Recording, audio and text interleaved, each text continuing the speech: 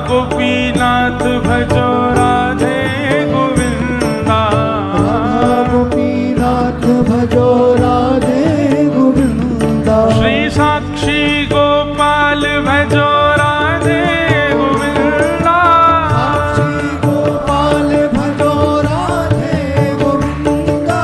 साक्षी गोपाल भजो राधे गोविंदा, साक्षी गोपाल भजो राधे गोविंदा। हे राधे गोविंद भजो राधे गोविंदा, राधे गोविंद भजो राधे गोविंदा। श्री राधे गोविंद भजो राधे गोविंदा, राधे गोविंद भजो राधे गोविंदा। भजो राधे राधे राधे राधे राधे गोविंदा, राधे राधे राधे राधे गोविंदा। भजो राधे राधे राधे राधे राधे गोविंदा, राधे राधे राधे राधे गोविंदा। हे राधे गोविंद भजो राधे गोविंदा,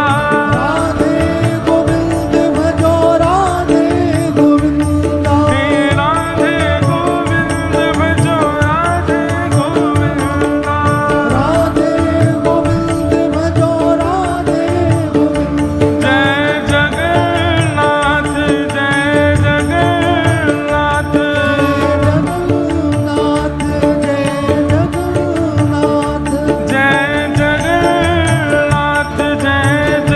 जगन्नाथ।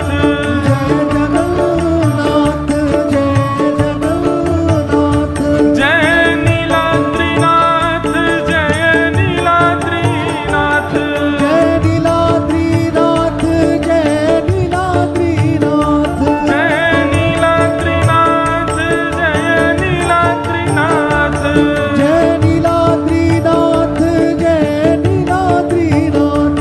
हे राधे गोविंद भजो राधे गोविंदा, राधे गोविंद भजो राधे गोविंदा। हे राधे गोविंद भजो राधे गोविंदा, राधे गोविंद भजो राधे गोविंदा। हे भजो राधे गोविंदा, राधे गोविंद हे भजो वृंदावन चंदा, वृंदावन चंद। हे भजो राधे गोविंदा, करताल बजा के गाओ, भजो वृंदावन चंदा, वृंदावन चंद। हे भजो राधे गोविंदा, राधे गोविंद हे भजो राधे गोविंदा, राधे गोविंद हे भजो राधे गोविंदा, राधे गोविंद हे भजो राधे गोविंदा, राधे गोविंद ओ भजो राधे गोविंदा, राधे गोविंद हे भजो राधे गोविंदा, राधे गोविंद हे भजो राधे गोविंदा, राधे गोविंद भजो राधे गोविंदा, राधे भजो भजो राधे गोविंदा, राधे गोविंद हे भजो राधे गोविंदा, राधे गोविंद भजो राधे गोविंदा, राधे गोविंद हे भजो राधे गोविंदा, राधे गोविंद। जगन्नाथ जगन्नाथ जगन्नाथ लक्ष्मा, महाबाहो महाबाहो महाबाहो पाहिबा।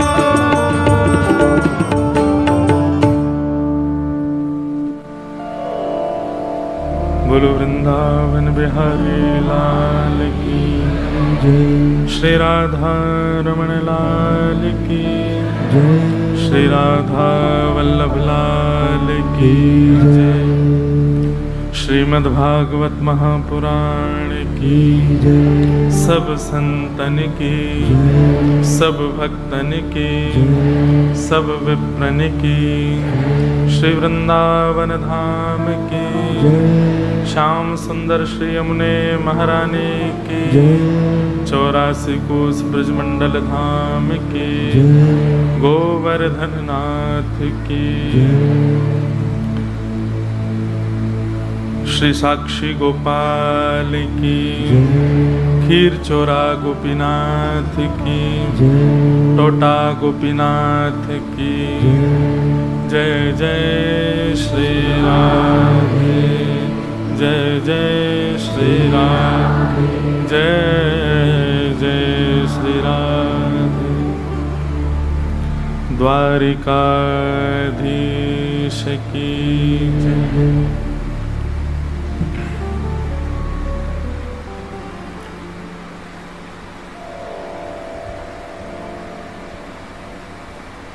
परम मंगल में परात्पर अखिलेश्वर, अकारण करुणा वरुणालय भक्त वांछा कल्पतरु, तड़िद्वित विनिंदित पीताम्बरधारी श्री बाल कृष्ण लाल की शब्दमयी वाणीमयी वांगमयी प्रतिमूर्ति श्रीमद् भागवत महापुराण। मंच पर विराजमान समस्त विप्रवृंद, समस्त गंधर्वजन और आप सभी श्रोता भाई बंधु, मातृशक्ति, बालक मित्र, सखा, सबको मेरा बहुत बहुत जय श्री कृष्ण, जय सिया राम, जय श्रीमन नारायण, जय जगन्नाथ। महाप्रभु श्री जगन्नाथ जी के परम अनुग्रह से, कृपा से हम आप सब लोग वैदिक वांग्मय के सर्वोच्च सदग्रंथ श्रीमद् भागवत के साप्ताहिक भक्ति अनुष्ठान में अवगाहन कर रहे हैं। ये हमारा परम सौभाग्य है। उड़ीसा के राउरकेला क्षेत्र में ये द्वितीय भागवत की सेवा करने का अवसर प्राप्त हो रहा है। परमानंद, परम उत्साह के साथ हम आप सब लोग साप्ताहिक उत्सव में आज चतुर्थ दिवस में प्रवेश कर रहे हैं।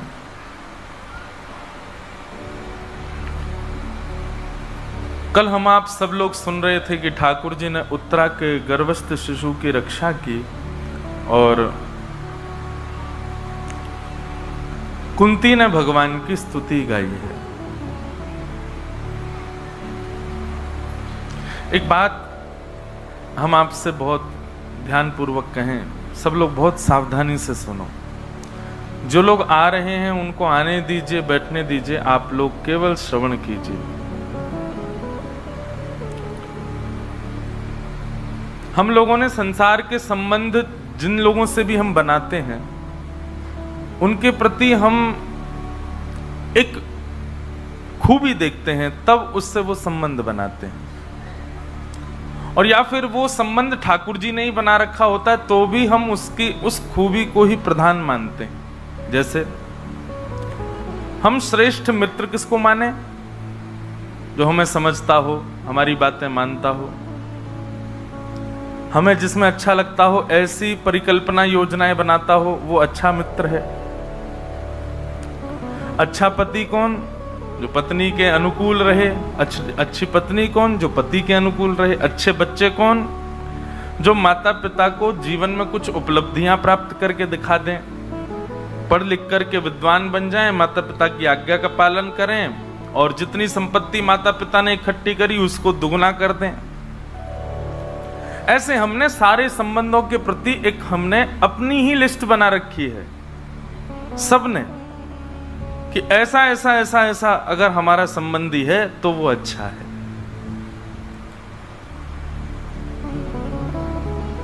बालक वैसे नहीं है जैसा हम चाहते हैं तो बालक बुरे हैं। भगवान ने हम पर कृपा नहीं की, ऐसी संतान दे दी। पत्नी अनुकूल नहीं तो ठाकुर जी से शिकायत, पति अनुकूल नहीं तो ठाकुर जी से शिकायत। पर हमारी एक बात मानिएगा,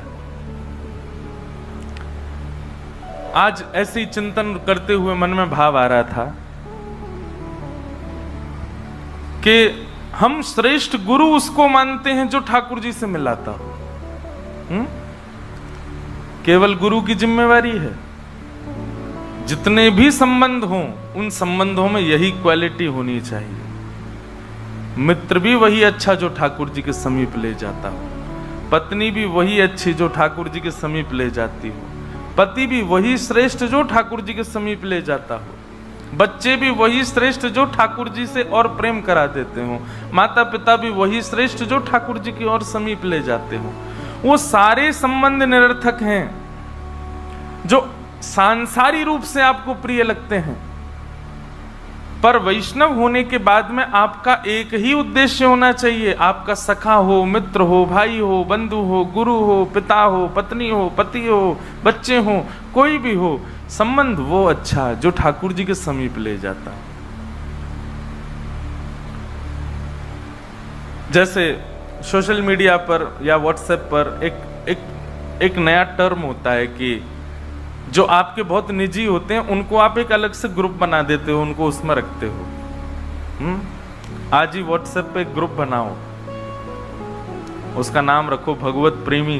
कौन कौन है उन्हीं को ही उस ग्रुप में डालो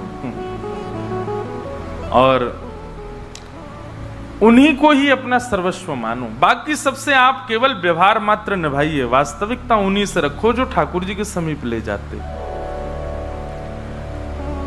वो सखा, वो परिवार का वो व्यक्ति जो ठाकुर जी से किंचित भी आपको दूर रखता हो। आज मुझे एक माँ ने आकर के अपनी वेदना बताई सुबह, मुझसे बोली महाराज जी हमने कथा सुनते सुनते प्याज लहसुन छोड़ दिया, वैष्णव रहना प्रारंभ कर दिया, अब हमारे घर के लोग ऐसे हीन भावना से हमको देखते हैं। अरे राम राम, ये तूने क्या किया? अरे जीवन एक बार मिलता उसमें भी ये सब छोड़ दिया। जीवन एक बार मिलता उसमें भी तुमने एक कंठी तिलक माला जो है का अपने गले में डाल ली, सिर पर लगा लिए। जीवन एक बार मिलता उसमें भी तुम ये भक्ति भाव में चले गए हो। मतलब क्या कहना चाहते हो आप? जीवन एक बार मिले बकरा खाओ, जीवन एक बार मिला है मुर्गा को छोड़ो नहीं, कहीं दिख जाए पकड़ लो, शूट करो उसको। जीवन एक बार मिल जाए, अरे मदिरा इतनी बड़ी बड़ी फैक्ट्री बेचारे मेहनत करके लोग बना, पियो उसको। वाह, एक बात सदैव याद रखिएगा, आपके वैष्णव होने पर जो आपके प्रति हीन भावना रखते हैं वो व्यक्ति हीन भावना नहीं रख रहा है, उसके भीतर जो कलयुग बैठा है वो उसको कहता अरे देख ये तो कल्याण कर रहा है अपना, इसको कैसे भी रोक। वो कलयुग जो उसके भीतर बैठा है वो उसको चिढ़ करवाता है और उससे जानबूझ करके ऐसी बातें कहलवाता है जिससे आपको ठेस पहुंचे और आप अपनी वैष्णवता का त्याग करो। क्योंकि कहीं ना कहीं कलयुग उसका काम ही यही है कि कोई भी व्यक्ति अपना उद्धार ना कर पाए। हमने भी जब कथा शुरू की तो कई लोग मेरे पीछे भी पड़े। अरे मैं 18 वर्ष की आयु का था जब मैंने कथा शुरू की और उससे 4-5 वर्ष पहले से अध्ययन प्रारंभ कर दिया था। कई ब्रेन वॉश करने वाले आए जीवन में। एक ज्योतिषी जी आए, उन्होंने मेरी कुंडली देखी।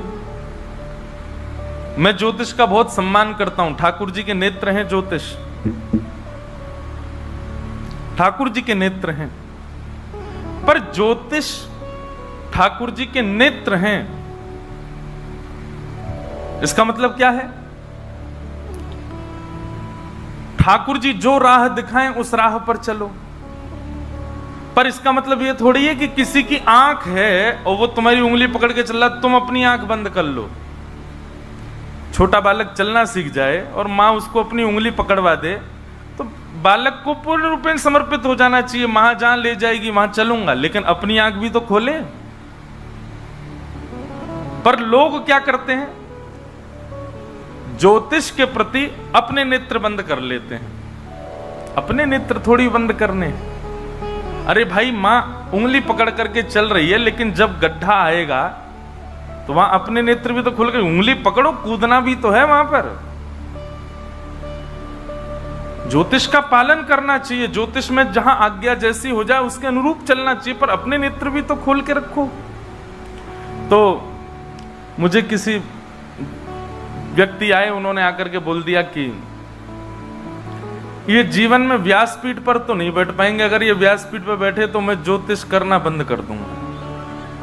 आज 8 वर्ष हो गए हमको कथा करते करते। तो वो मुझसे बोले ये तो बहुत बड़े बिजनेसमैन बनेंगे, ये तो बहुत बड़े कोई व्यापारी बनेंगे, कथा तो ये नहीं कर पाएंगे, जीवन में कभी व्यासपीठ पर नहीं बैठ पाएंगे। तो कहने का इसका मतलब ये नहीं है कि आप बिल्कुल ज्योतिष मत मानो, कहीं कहीं मानना भी चाहिए भैया। नहीं तो अभी लड़का लड़की आ जाए बोले हम मंगली हैं, घर वाले बयान नहीं करा रहे, आपने कही थी हम तो कर लेते हैं, अपनी आंख तो खुल रखी है हमने। ऐसा भी नहीं करना भाई, जहां जहां ज्योतिष थोड़ा बहुत संशय प्रकट करता हो वहां उसके प्रति सजग भी रहना चाहिए। सीधी बात, डायरेक्शन ले लीजिए, चलिए खुद। अगर डायरेक्शन के लिए मना किया गया है कि नहीं ये क्षेत्र उचित नहीं है, तो उसके लिए फिर प्रयास अपनी अनुकूलता से करो। या तो अपने ऊपर इतना विश्वास रखो कि आगे जो लॉस आएगा उसकी जिम्मेवारी मेरी, चल पड़ो उस मार्ग पर, चिंता मत करो फिर। लेकिन फिर किसी को दोष मत देना, और विशेष रूप से तो ठाकुर जी को। तो सीधी बात भैया, संबंध वो अच्छा है जो आपको ठाकुर जी के समीप ले जाता हो। वैसा ही मित्र चाहिए, वैसा ही पति चाहिए, वैसी ही पत्नी चाहिए, वैसा ही खानदान चाहिए, वैसे ही बच्चे चाहिए, वैसे ही सब लोग चाहिए। केवल गुरु ही क्यों चाहिए भगवान से मिलाने वाला, सब लोग क्यों नहीं चाहिए? आज तक मैं भी कथा में कहता आया था, गुरु वही जो हरि सो मिलावे, लेकिन अब मैंने बदल दिया अपना नारा। अब मैं कहता हूं संबंध वही जो हरि से मिलावे, बाकी जो हरि से ना मिलाता हो उसको पास में भटकने नहीं देना अपने, उसके साथ केवल व्यवहार निभाओ। तो माता जी आकर के मुझसे बोली कि घर वाले हीन भावना मानते हैं, तो मन में एक बात आई, मैंने तब तो बोला नहीं, उनको बहुत लोग थे, मैंने कहा मैं कथा में उत्तर दूंगा।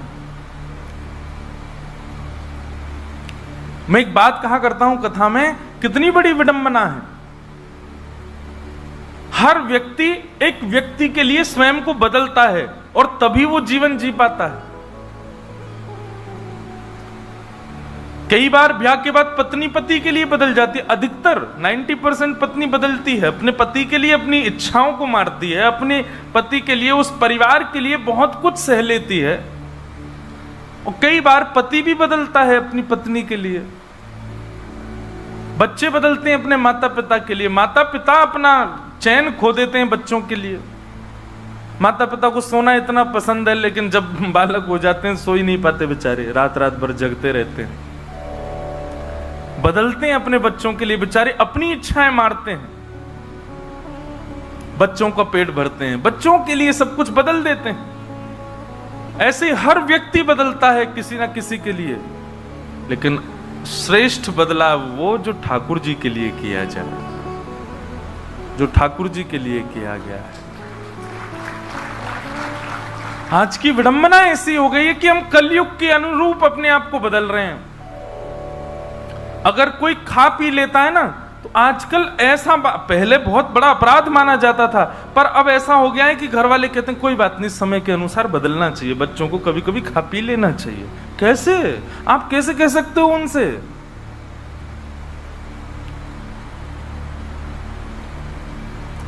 वो दिन भी दूर नहीं है, आगामी 100 वर्ष बाद का कलयुग ऐसा भी हो जाएगा, बेटा मर्डर करे कोई बात नहीं, समय है बेटा, एक आध तो कर देना चाहिए, जीवन में नहीं करोगे कैसे काम चलेगा?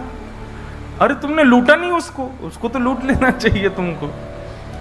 जब 100 वर्ष पहले के जीवन में खाना पीना पाप था, अब वो सामान्य होता जा रहा है। अभी आप लोग और मैं, हम इस 4 दीवारी में बैठे हैं, हम लोगों के लिए बहुत बड़ी बात है, पर आप कॉर्पोरेट में जाकर के देखो, वहां तो बिल्कुल बड़ी बात नहीं है। वहां तो उसके लिए बुरा माना जाता है जो ये सब नहीं करता। कितना खतरनाक समय आने वाला है, बहुत बढ़िया समय में निपट जाएंगे हम आप सब लोग, क्योंकि इसके बाद का कलयुग बहुत खतरनाक होने वाला है, बहुत ही खतरनाक होगा। इसलिए भैया खूब भजन करो, खूब कथा सुनो, खूब अच्छे अच्छे कर्म करो, जगन्नाथपुरी वृंदावन खूब जाओ। कहीं दोबारा अगर इसके बाद अगर आप पृथ्वी पर आए तो वो समय देखोगे कि आप स्वयं सोचोगे क्या करें अब, इतना भयावह समय आने वाला है। तो जिन लोगों के वैष्णव होने पर यदि कोई व्यक्ति उपहास करता है, उस समय यही मान लेना चाहिए कि इसके भीतर का कलयुग चिढ़ रहा है मुझे देख करके, वो नहीं चाहता कि मैं वैष्णव बनूं, इसलिए मुझसे ऐसा कह पा रहा है। पर आपका नियम होना चाहिए, अपने उस कर्तव्य का त्याग मत करो। आप नहीं खाते प्याज लहसुन तो भूखे मर जाना, लेकिन खाना नहीं। अगर आप नहीं पान करते तो चाहे जीव कटवानी पड़ जाए, लेकिन करना नहीं। कैसे कैसे वैष्णव, हमारे गौड़िया वैष्णव संप्रदाय के भी कैसे ऐसे वैष्णव हुए। मुगलों ने खूब कौड़े बरसाए, लेकिन ठाकुर जी का नाम गाना नहीं छोड़ा। बोले प्राण त्याग देंगे, लेकिन ठाकुर जी को नहीं छोड़ सकते हम। सदन कसाई नाम सुना है? श्री जगन्नाथ महाप्रभु के भक्त श्री सदन कसाई। सदन कसाई जो थे वो मांस बेचते थे, यही उनका काम था। एक बार ऐसे तराजू में तोलते थे मांस को, तो जब मांस का विक्रय कर रहे थे तो उनको पता नहीं चला, वो भार की जगह शालिग्राम जी को रखते थे।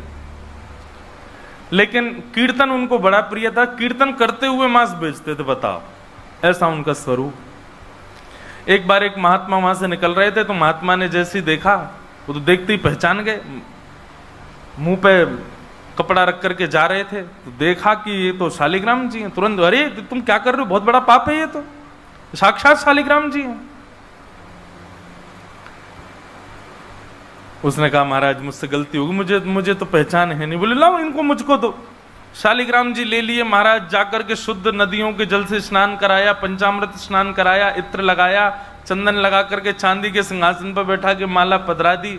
ठाकुर जी का कीर्तन, बढ़िया खीर बना के भोग लगाई और खूब रोए महात्मा। बोले कि नाथ आप भी कहाँ के कसाई के यहाँ बैठे थे, अब आप विराजो, प्रेम से रतन सिंहासन पर विराजो।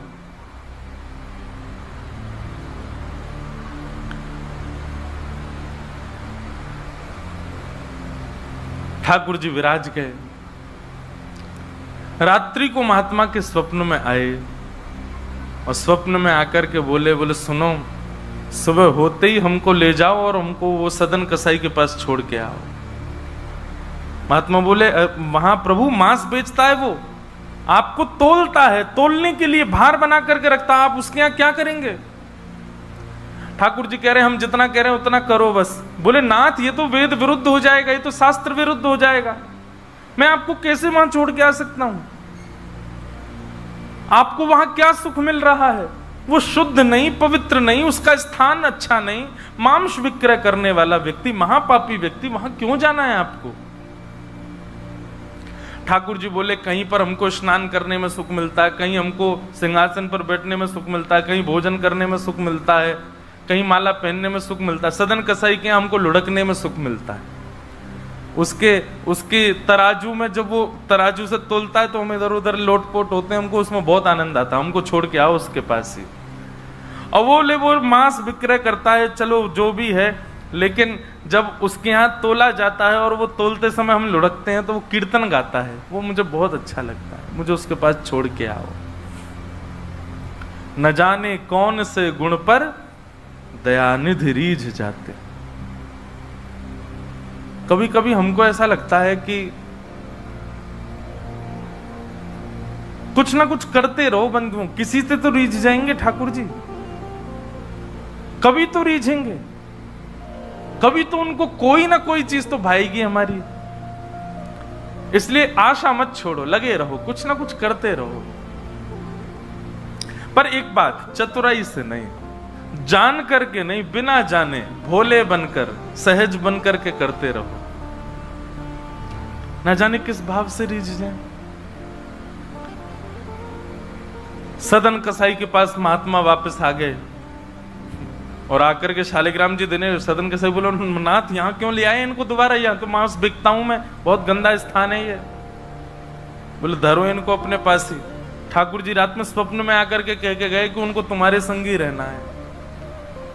मुझे कथा पढ़ते समय लग रहा था सदन कसाई की क्या स्थिति हुई होगी जब महात्मा ने कहा कि ठाकुर जी ने स्वप्न में आके कहा कि उनको तुम्हारे पास ही रहना है। हाथ पांव कांपने लगे, नेत्रों से अश्रुधार गिरने लगे सदन कसाई के। मन में विचार करते हुए कहता है कि मैं इतना पापी, इतना गंदा इंसान, और ये ठाकुर जी मुझसे मिलने के लिए मेरे पास चले आए। मैं इनके लिए इतना भी नहीं कर सकता कि ये दूषित काम ना करूं। ज्यादा से ज्यादा क्या होगा, भोजन ही तो नहीं मिलेगा मुझे, धन ही तो नहीं कमाऊंगा, लेकिन इससे बड़ा और धन क्या चाहिए कि ठाकुर जी मेरे से मिलने के लिए व्याकुल हो रहे हैं। उसी समय सदन कसाई ने अपनी दुकान बेच दी, सब काम बंद कर दिए और बस अपने ठाकुर जी के लिए जीवन जीने लगा।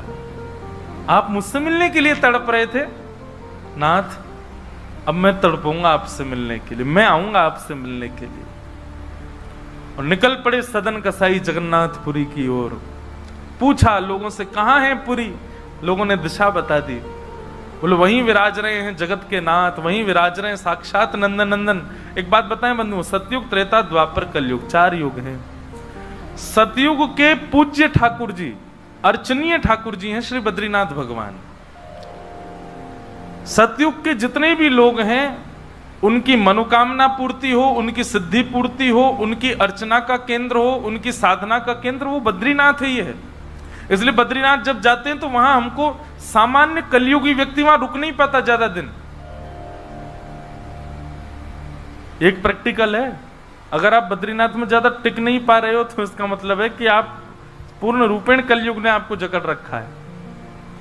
वो लोग बुरा ना माने जो लोग बेचारे नहीं रुक पाते वहां पे। भले चाहे कुछ हो, ऑक्सीजन कम हो जाएगी, ब्लड प्रेशर हाई हो जाएगा, सांस नहीं आएगी। और महाराज कई लोगों को मैंने देखा है, अपना अनुभव किया है, बद्रीनाथ जाते हैं कमरा में घुसे नहीं कि उनको पता नहीं क्या ऐसा हुआ पकड़ लेता, वो दर्शन तक नहीं जा पाते। वो बस एक ही रट लगाते हैं, हमको वापस भेजो, हमको वापस भेजो, हम रुक नहीं पाएंगे यहाँ पे। तो बद्रीनाथ जो है ये सतयुग का स्थान है, सतयुग का धाम है, सतयुग के लोगों का पूजा का अर्चना का केंद्र है। त्रेता का स्थान है श्रीरंगम और रामेश्वरम। श्री राम जी के अर्चनीय ठाकुर जी हैं श्री रंगनाथ भगवान, शेष शैया पर जो ऐसे पौड़े हैं। श्रीरंगम त्रिचिरापल्ली में, कावेरी के तट पर, वहां पर श्रीरंगम, ये त्रेता के ठाकुर जी हैं। और द्वापर का तीर्थ है द्वारिका, द्वारिकाधीश ये द्वापर के ठाकुर जी हैं। द्वापर के लोगों के अर्चना के और पूजा के, साधना के, मनोकामना पूर्ति के केंद्र के स्थान श्री द्वारिकाधीश। और कलयुग के अर्चनीय ठाकुर जी हैं श्री जगन्नाथ महाप्रभु, श्री जगन्नाथ महाप्रभु। इसलिए आपको कहीं कहीं कलयुग दिख जाएगा जगन्नाथपुरी में, चले जाओ बीच साइड पे, ऐसा लगेगा दूसरा गोवा है क्या, कहीं कहीं। क्यों? आपको कलयुग में जैसा स्वभाव का व्यक्ति होता है वैसे हर स्वभाव का व्यक्ति आपको जगन्नाथपुरी में जरूर मिलेगा। खाने पीने वाला भी मिल जाएगा, बाकी के सब व्यसन करने वाला भी आपको जगन्नाथपुरी में जरूर मिलेगा। और श्री जगन्नाथ महाप्रभु उन पर भी कृपा करते हैं क्योंकि कलयुग के ठाकुर जी। एक बार किसी के मन में संशय उत्पन्न हुआ कि जगन्नाथपुरी जैसे तीर्थ में, धाम में ये सब कैसे? ठाकुर जी बोले तुमको तो अभी दिख रहा है, आगामी समय में तो इससे भी बुरा हाल होने वाला है, मुझे तब भी कृपा करनी पड़ेगी। तो कलयुग के ठाकुर जी हैं महाप्रभु जगन्नाथ जी। सदन कसाई निकल पड़ा जगन्नाथपुरी की यात्रा पर। बस बार बार उसके मन में एक ही भावना आती है, आप मेरे से मिलने के लिए तड़पे थे, आप मेरे पास रहने के लिए तड़पे थे, मैं आऊंगा आपसे मिलने के लिए। और निकल पड़ा। कीर्तन की टोलियां जा रही हैं, वैष्णव जन नाचते गाते हुए जा रहे हैं।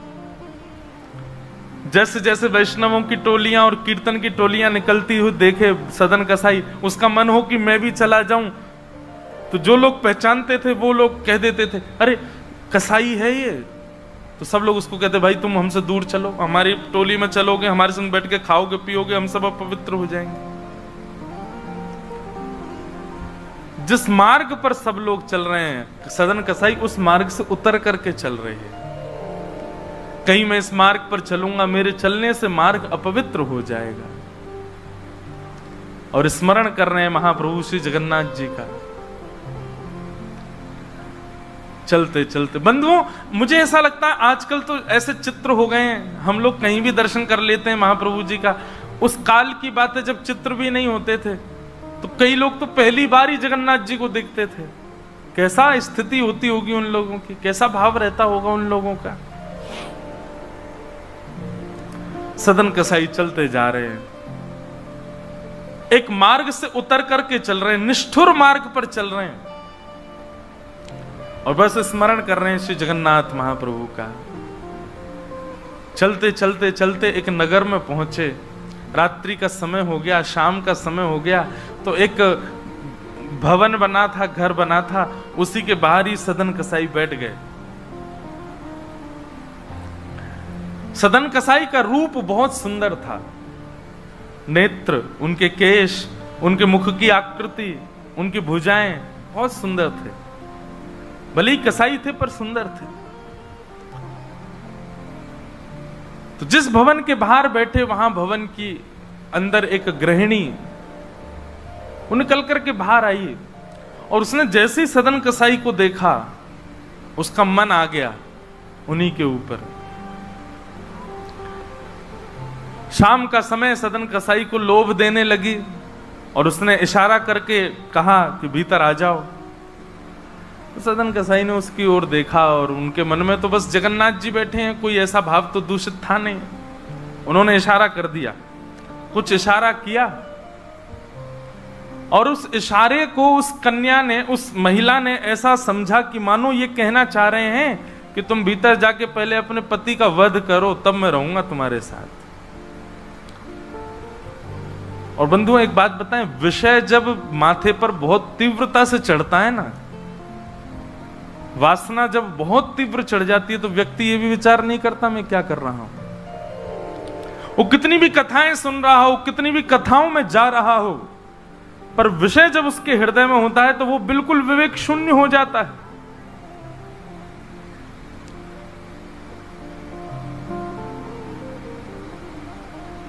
विषयों का मतलब, विषय भोगने से पाप कम लगता है, पर विषय जब सिर पर हावी होता है तो उस समय जो हम विवेक शून्य हो जाते हैं, उससे पाप ज्यादा लगता है हमको। विषय हावी हो गया उस माता के, भीतर जाके उसने अपने पति का वध कर दिया, मार दिया। और बाहर आकर के सदन कसाई से कहा, अब तो चलो, मैंने अपने पति को मार दिया, चलो मैं और तुम ब्याह कर लेते हैं। सदन कसाई बोला, देवी ये तेने क्या किया? मैंने तो नहीं कहा था कि तुम मारो। बोले, हो तुम झूठ बोलते हो, तुम नहीं तो कहा था कि उसका वध कर दो तब रहूंगा। अब तुम्हारे पास एक ही रास्ता, या तो मेरे साथ रहो, नहीं तो मैं सबको बता दूंगी कि तुमने मेरे पति को मरवाया है। पर जिनके हृदय में श्री ठाकुर जी विराजमान है, उनको अन्य किसी के लोभ की इच्छा नहीं होती। उन्होंने कहा, ज्यादा से ज्यादा मार दोगी मुझको और क्या, बदनामी होगी, सब होगा, लेकिन मैं अपनी स्थिति से नहीं हट सकता। और उन्होंने अस्वीकार किया। और हुआ वही, उसने हल्ला मचा करके सबको इकट्ठा कर दिया, मेरे पति को इसने मरवा दिया और ये आदि आदि सब कर दिया। सदन कसाई को बंदी बना करके राजा के सामने प्रकट कर दिया। सब लोग आगे खिसक जाओ थोड़े थोड़े, पर कथा सुनना मत छोड़ो, कथा सुनते सुनते खिसक आओ।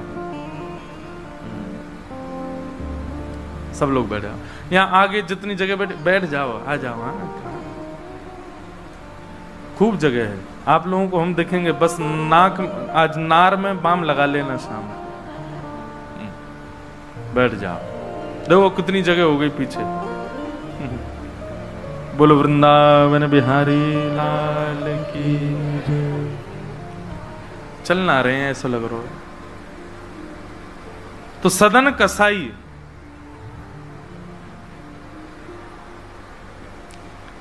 उसने, देखो ये बात करने को किसने कहा आपसे?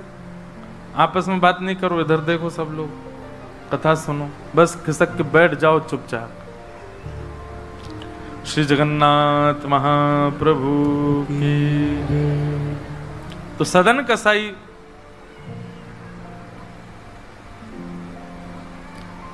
राजा के यहां उसको प्रस्तुत कर दिया, बंदी बना दिया। और बंदी बना करके कहा कि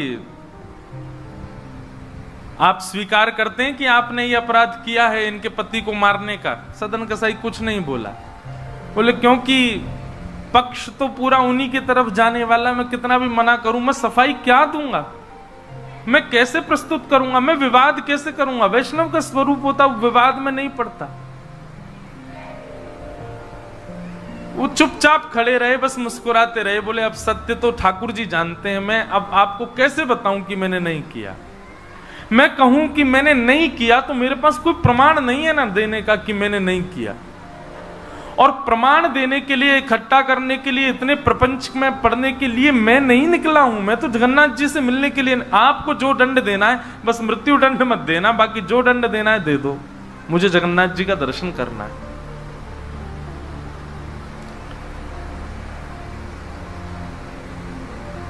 राजा ने सदन कसाई की बात तो मानी कि मृत्यु दंड तो नहीं दिया, पर कहा कि जिन हाथों से तुमने उस व्यक्ति का वध किया उन हाथों को हम काट देंगे। सदन कसाई बोले मैंने एक बार एक कथा में सुना है कि श्री जगन्नाथ जी की भी भुजा नहीं है, लो काट दो। जैसे मेरे स्वामी वैसा मैं, और अपनी दोनों भुजाएं आगे कर दी। मेरे स्वामी भी तो ऐसे ही रहते हैं। अच्छा, एक बार की बात है, गोस्वामी तुलसीदास जी दर्शन करने गए जगन्नाथ जी का, और जैसे ही जगन्नाथ जी को देखा तुरंत नेत्र बंद कर लिए। बोले राम राम राम राम जी, मैंने क्या देख लिया। तुरंत बाहर निकल करके आए, भागे मंदिर से दूर।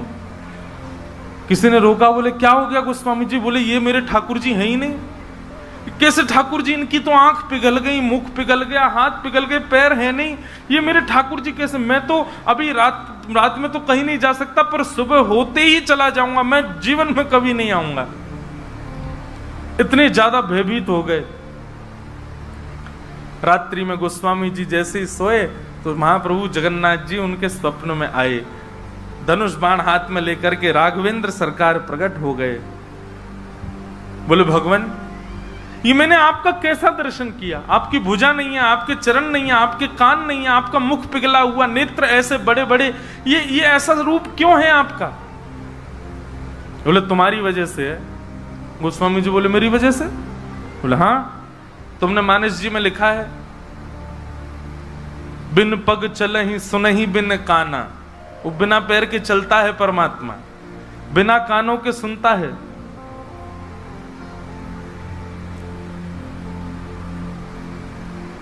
निज कृत कर्म करहु विधि नाना। बिना हस्त कमल के कई सारे काम कर देता है। अब आपके पास दो ही तरीके हैं, या तो हमारे इस रूप को स्वीकार करो, नहीं तो चौपाई को जाके मिटा दो मानस जी से। तब गोस्वामी जी को भेद पता चला। जय हो भगवान, क्षमा करो मुझे, मैं तो आपके रूप को जान ही नहीं पाया। तो अगले दिन दर्शन करने गए, तब वही रूप, बिन पग चलहि, बिना पैर के चलते हैं। और ऐसे कोई दुनिया का ठाकुर नहीं चलता जैसे जगन्नाथ जी चलते हैं। कोई भी ऐसा प्राचीन मंदिर आप बताओ जिसका ठाकुर निकल के बाहर आता हो, पूरे वैष्णवों के मेला के साथ में चल के जाता हो, एकमात्र श्री जगन्नाथ जी। और सुनो, आप लोग कभी दर्शन करना, श्री जगन्नाथ जी मंदिर में जाओगे तो जो गरुण स्तंभ है, जहां पर गरुण जी विराज सब लोग गले मिलते हैं, वहां पर उस गरुण स्तंभ के पीछे भोग घर है ठाकुर जी का। ठाकुर जी का जो प्रसाद है वो वहां रखा जाता है, गरुण स्तंभ के पीछे। और श्री जगन्नाथ जी कहां बैठे? भीतर गरुण स्तंभ वाला सभागृह, फिर उसके बाद एक सभागृह और है, फिर तीसरे गर्भगृह में वहां जगन्नाथ जी बैठे हैं। मतलब जगन्नाथ जी से और जगन्नाथ जी का जो भोग घर है, जहां पर भोग रखा जाता है, वो कितना दूर है? 1 2 3 तीसरी बेड़ी पार करके है। और आप कभी भी देखना, महाप्रसाद का भोग वहीं लगता है। ठाकुर जी को इतनी दूर रखा जाता है भोग, क्यों? बोले महाप्रसाद रखने के बाद में, और मंदिर जब बंद हो जाता है थोड़ी बहुत देर के लिए, हम खुला भी रहे, वैष्णव दर्शन करें, भोग घर का किवाड़ खोल देते हैं। इतनी दूर से ठाकुर जी कैसे भोग लगाते हैं? बोले आजान बाहु है ना, ऐसे भुजा करके ऐसे भोग लगाते ठाकुर जी, लंबी लंबी भुजाओं से, अपनी भुजाओं से भोग लगाते हैं। तो बिना हाथों के सब क्रिया कर रहे हैं, बिना कानों के सुन रहे हैं, बिना पैरों के चल रहे हैं। सदन कसाई ने अपने दोनों हाथ आगे किए और राजा के दूतों ने उनके हाथ काट दिए।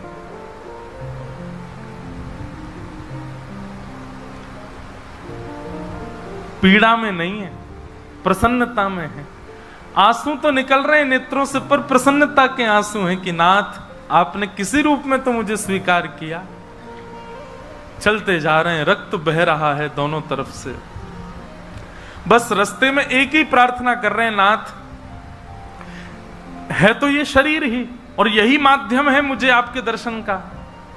इसमें जो ये पीड़ा हुई है, जो रक्त संचार हो रहा, रक्त जो निकल रहा है, बस इससे केवल ठाकुर जी इतना रक्त बचने देना भीतर कि मैं जगन्नाथपुरी पहुंच जाऊं, आपका दर्शन कर लूं, उससे पहले मेरे प्राण ना निकल जाएं। और चलते जा रहे हैं। ऐसी लगन हमको कभी नहीं लग सकती बंधुओं, इस जन्म में तो नहीं लग सकती। हम लोग केवल बड़ी बड़ी बातें कर सकते हैं, बड़ी बड़ी बातें सुन सकते हैं, ऐसे प्रेमी हम जगन्नाथ जी के कभी नहीं बन सकते।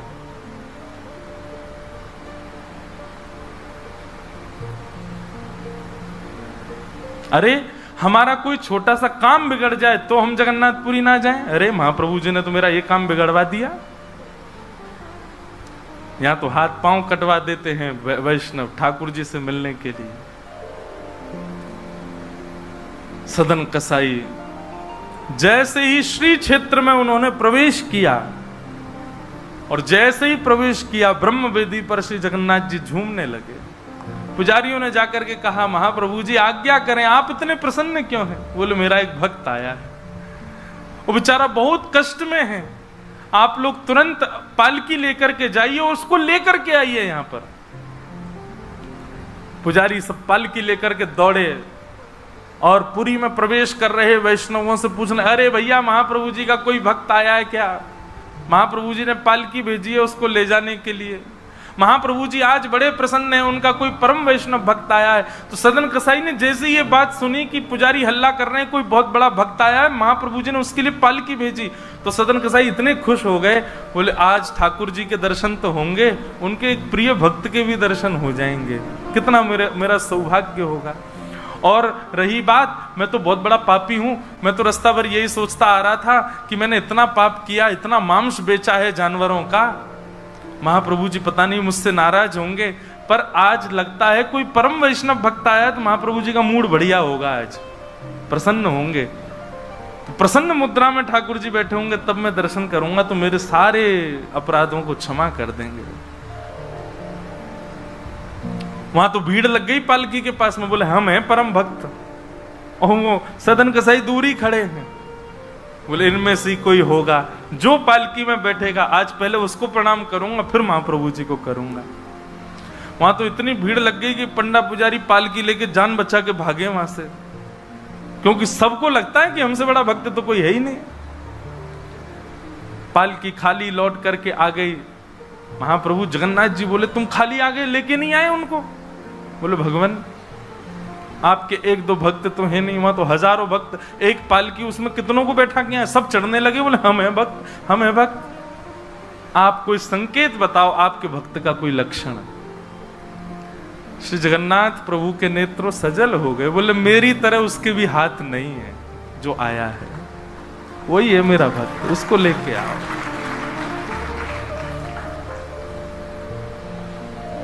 पुजारी पालकी लेकर के दोबारा गए, देखा तो जब श्री क्षेत्र आया ना, तो श्री क्षेत्र आते ही अब सदन कसाई चल करके नहीं जा रहे हैं, दंडवत करते हैं, लेट जाते हैं और फिर लेट करके उठते हैं, फिर आगे बढ़ के फिर लेटते हैं, फिर उठते हैं, दंडवती परिक्रमा की तरह भीतर जा रहे हैं। उसमें भी भुजा नहीं है उनके पास में, लेटते हैं तो उठते कैसे हैं ये देखने पर ही लोगों का हृदय द्रवित हो जाता है, और किसी से सहायता नहीं लेते। वो तो दूर चल रहे हैं ना, उस मार्ग पर ही नहीं चल रहे जहां सब चल रहे हैं, बोले कि मैं चलूंगा तो अपवित्र हो जाएगा मार्ग। एक सर्प के भांति जैसे रिगड़ के सर्प चलता है, ऐसे सदन कसाई आगे बढ़ रहे हैं, और प्रसन्न मुद्रा में मैं महाप्रभु जी से आज मिलूंगा। पुजारियों ने जाकर के जब उनकी स्थिति को देखा, कोई अपने नेत्रों के आंसुओं को रोक नहीं पाया, बार बार महाप्रभु जगन्नाथ जी को प्रणाम करें, कितने दयालु हैं नाथ, कितने कृपालु हैं आप। सदन कसाई को जाकर के पुजारियों ने उठाया, बोले चलो महाप्रभु जी ने तुम्हारे लिए पालकी भेजी। सदन कसाई बोले आपको कोई गलत सूचना मिल गई, मैं नहीं हूं वो भक्त जो इसमें। बोले नहीं तुम ही हो, ठाकुर जी ने आज्ञा करके भेजा है। सदन कसाई बोले अगर मैं पालकी में बैठा तो मेरे अभी प्राण निकल जाएंगे, आप सबसे प्रार्थना है मेरी, मैं महाप्रभु जी की आज्ञा स्वीकार करता हूं, मैं आपके संग चल दूंगा लेकिन पालकी में नहीं बैठ सकता। चलने लगे, बस इसी बात से प्रसन्न है कि महाप्रभु जी ने मुझे स्वीकार तो किया। और जैसे ही सिंह द्वार पर पहुंचे और दंडवत करते ही जैसे ही श्री पतित पावन भगवान, सिंह द्वार पर ही श्री पतित पावन भगवान है, बाहर ही उनका दर्शन हो जाता है। उनको देखा, देखते ही बोले ये पतित पावन भगवान है, श्री जगन्नाथ जी के ही समरूप हैं, पहले इनका दर्शन करते हैं फिर जगन्नाथ जी का दर्शन होता है। जैसे ही दंडवत किया, अभी तक तो उनको ग्लानि नहीं थी कि मेरे हाथ नहीं है, पर अब दंडवत करते समय उनको तनिक एक ग्लानि से हुई, काश मेरे हाथ होते तो मैं भी ऐसे दंडवत करता, दोनों भुजाएं आगे कर लेता। और इस भाव से जैसे जो शेष भुजा थे थोड़े से उनको आगे करके रुदन करने लगे सदन कसाई, इतने में ही उनके भुजा निकल करके आ गई और ठाकुर जी ने भुजा प्रदान करके उनके दंडवत को स्वीकार किया। श्री जगन्नाथ महाप्रभु की। ऐसे महाबाहो, ऐसे हमारे महाप्रभु श्री जगन्नाथ, वो ये विचार नहीं करते हैं कि आप कौन हो क्या हो। आज मुझे एक व्यक्ति ने एक प्रश्न लिख करके भेजा है, बोले महाराज जी कल आप कथा में कह रहे थे कि ब्राह्मण कैसा भी क्यों ना हो उसको मारना नहीं चाहिए, ब्राह्मण कितना भी बड़ा अपराध ना कर ले उसको मृत्यु दंड नहीं देना चाहिए। आपने ये नहीं सुना था कि मैंने माताओं का नाम भी लिया था। अच्छा, दूसरी बात, आप ब्राह्मणों के पक्ष की बात होने पर इसको जातिवाद के रूप में क्यों ले लेते हैं? अभी सदन कसाई की कथा सुनी, वो एक महाकसाई जानवरों को मारे, उस पर महाप्रभु जी कृपा नहीं कर रहे हैं। आपने कर्माबाई की कथा नहीं सुनी, जो बिना नवे धुबे ठाकुर जी का भोग लगा देती है और श्री जगन्नाथ प्रभु दौड़े दौड़े जाते हैं उसकी प्रसादी पाने। आपने सबरी की कथा नहीं सुनी, जो झूठा भोग लगा देती है ठाकुर जी को। आपने रैदास की कथा नहीं सुनी। अगर जातिवाद की बात करो तो ये एक भी श्रेष्ठ जाति का नहीं है जिस पर ठाकुर जी कृपा कर रहे हैं। और रही बात, आप यदि ये कह रहे हैं कि ब्राह्मणों को ठाकुर जी क्यों छोड़ने को कह रहे हैं, कई बार ऐसा होता है कि पुलिस में भी बहुत सारी कैटेगरी होती हैं। चोरी चकारी करने वाले के लिए कह दिया जाता है सिपाहियों को भेज दो पकड़ लाएगा, और कोई बहुत बड़ा डकैत होता है ना उसके लिए आईएएस ऑफिसर कहता है मैं ही जाऊंगा उसको पकड़ने। तो कोई भी वर्णाश्रमी व्यक्ति अपराध करे उसको दंड पृथ्वी पर ही मिल जाता है, पर ब्राह्मण जब अपराध करता ठाकुर जी कहते हैं इसको तो मैं देखूंगा, ऊपर आने दो इसको दंड तो मैं दूंगा। ब्राह्मण जब अपने चरित्र से विहीन कृत्य करता है ठाकुर जी कहते हैं तुम मानव इसका स्पर्श मत करो, इसको तो मैं देखूंगा, इसकी तो शिक्षा मैं लूंगा। और अकेले ठाकुर जी नहीं, 33 कोटि देवता खड़े हो जाते हैं सामने जब ब्राह्मण अपराध करके जाता है। पृथ्वी पर उसको दंड देने का अधिकार नहीं है। भगवान कहते हैं कि इसको तो मेरे हवाले छोड़ो, उसको तो हम देखेंगे क्या करना है इसका। और ठाकुर जी ऐसा दंड देते हैं, ठाकुर जी से बड़ा दंड कौन देगा। श्रीमद् भागवत में भगवान का दंडपाणी रूप का वर्णन किया गया। इतना खतरनाक रूप है कि उसको कभी सुन मत लेना, नहीं तो ये जितने कोमल, जितने दयालु, जितने कृपालु, जितने नटखट दिखते हैं उतने ही वहां पर क्रूर तो नहीं कहूंगा लेकिन खतरनाक है महाराज। वो दंडपाणी बनकर के ब्राह्मण को दंड देते हैं, फिर भगवान बिल्कुल रहम नहीं करते उसके ऊपर। तो ये आप इस चीज को बार बार ऐसा मत ले लिया कीजिए कि ये जातिवाद का रूप है, नहीं। हरि को भजे सो हरि को होई, जात पात पूछे नहीं हो। ठाकुर जी का जो होता है वो ठाकुर जी का है, उसमें जाति भेद नहीं होता। और ब्राह्मणों के लिए कहीं पर यदि श्रेष्ठता बताई भी है, भगवान क्या कहते हैं, ब्राह्मण मेरा मुख है, ब्राह्मणोश्य मुखमासीत बाहु राजन्य कृतः, मेरी भुजा कौन है, बोले ये क्षत्रिय हैं, मेरा उदर कौन है, ये वैश्य हैं, और मेरे चरण शूद्र हैं। आप लोग सुबह स्नान करते हो, अपने सब अंग को समान साफ करते हो, समान साबुन लगाते हो, माता जी ने शांति, सब लोग समान भाव से स्नान करते हो, अपने अंग में आप ऐसा भेद मानते हो क्या? नहीं नहीं नहीं, मैं तो हाथों को ही साबुन लगाऊंगा, पैर तो गंदे, इनको नहीं लगाऊंगा मैं, ऐसा थोड़ी करते हैं। सब समान है आपके लिए, ठाकुर जी के लिए भी सब समान है। बल्कि उल्टा है, ब्राह्मण 10,000 माला करेगा तो 10,000 माला करने पर जो उसको पुण्य मिलेगा वो क्षत्रिय को 1000 माला करने पर मिल जाएगा, और क्षत्रिय को 1000 माला करने पर जो मिलेगा वो वैश्य को 100 माला करने पर मिल जाएगा। और वैश्य को जो 100 माला करने पर मिलता है वो शूद्र को केवल एक बार नाम बोलने मात्र से मिल जाता है। यहां पर भी ज्यादा आपको ही लाभ मिल रहा है, फिर क्यों आप बार बार इस चीज को लेते हैं? तो भैया ये जातिवाद मत लाइए। रही बात इस बात की कि ब्राह्मणों को दंड देने को मना क्यों कर रहे हैं ठाकुर जी, भगवान कह रहे हैं अर्जुन तू छोड़ इसको, तो हम देखेंगे। ठाकुर जी दंड देते हैं ब्राह्मणों को, तो भगवान बड़े कृपालु भक्त वत्सल हैं, ऐसे ठाकुर जी को हम बारंबार प्रणाम करते हैं। सांवरिया मन भाया रे, सांवरिया मन भाया रे, मुरली वाला मन भाया रे, मुरली वाला मन भाया रे, सांवरिया मन भाया रे, सांवरिया मन भाया रे, मुरली वाला मन भाया रे, मुरली वाला मन भाया रे, गिरवरधारी मन भाया रे, गिरवरधारी मन भाया रे, गिरवरधारी मन भाया रे, गिरवरधारी मन भाया रे, सांवरिया मन भाया रे, सांवरिया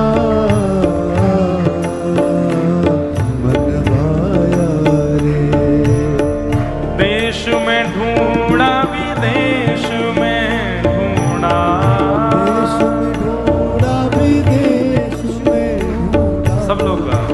देश में ढूंढा विदेश में ढूंढा, देश में ढूंढा विदेश में ढूंढा, देश में ढूंढा विदेश में ढूंढा, देश में ढूंढा विदेश में ढूंढा, देश में ढूंढा देश में ढूंढा विदेश में ढूंढा, अंत का अंत न पाया रे, अंत का अंत न पाया रे, ओ अंत का अंत न पाया रे, अंत का अंत न क्यों? पाया रे, क्योंकि हृदय बीच समाया रे, हृदय बीच समाया, मुझको कहाँ ढूंढे रे बंदे, मैं तो तेरे पास हूँ। हम गलती क्या कर रहे हैं, सब जगह ढूंढ रहे हैं, पर वो है तो हमारे भीतर ही, हमारे चित्त में ही है। जब आप कथा सुनते हैं और कथा सुन के आपके चित्त में प्रेम उत्पन्न होता है, वो प्रेम नहीं है, वो ठाकुर जी हैं। जब आप कथा सुनते हैं तो आपको आनंद उत्पन्न होता है, वो आनंद ठाकुर जी हैं। आप कथा सुनते सुनते भाव में चले जाते हैं, वो भाव नहीं है, वो ठाकुर जी हैं। कथा सुनते सुनते रोए खड़े हो जाते हैं, वो रोए नहीं है, वो ठाकुर जी ही हैं। अनुभव करा रहे हैं कि मैं भीतर ही तो हूं, यहीं से प्रकट करो। और फिर जब आप जगन्नाथ जी को देखते हैं, हृदय पर हाथ जाता है, अत्यंत शीतलता का अनुभव होता है। क्यों? क्योंकि यही महाप्रभु ही तो हमारे भीतर हैं। तभी हमको शीतलता का अनुभव, तभी हमको अच्छा लगता है, तभी हमारे अंदर आनंद आता है। ठाकुर जी बाहर नहीं है, भीतर ही है। कथा के माध्यम से वही पहचानना है। सांवरिया मन भाया रे, सांवरिया मन भाया रे, मुरली वाला मन भाया रे, मुरली वाला मन भाया रे, हे गिरवरधारी मन भाया रे, गिरवरधारी मन भाया रे, गिरवरधारी मन भाया रे, गिरवरधारी मन भाया रे, ओ सांवरिया मन भाया रे, सांवरिया मन भाया रे, सांवरिया मन भाया रे, सांवरिया मन भाया रे, हे सांवरिया मन भाया रे। सांवरिया मन भाया रे।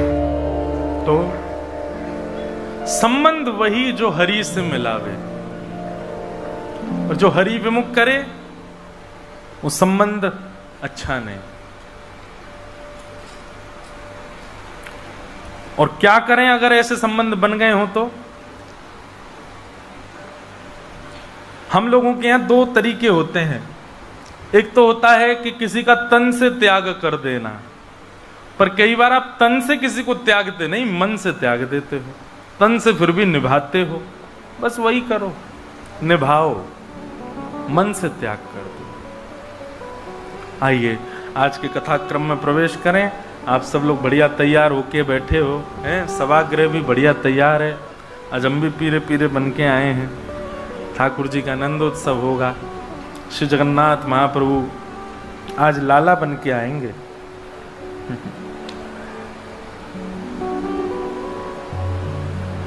तो कुंती ने भगवान की स्तुति गाई और स्तुति गाते हुए कहा कि मैं जान गई हूं कि आप कौन हो। भगवान बोले बताइयो भुआ हम कौन हैं। तब कुंती स्तुति गाते हुए ठाकुर जी से कहती है कि नाथ,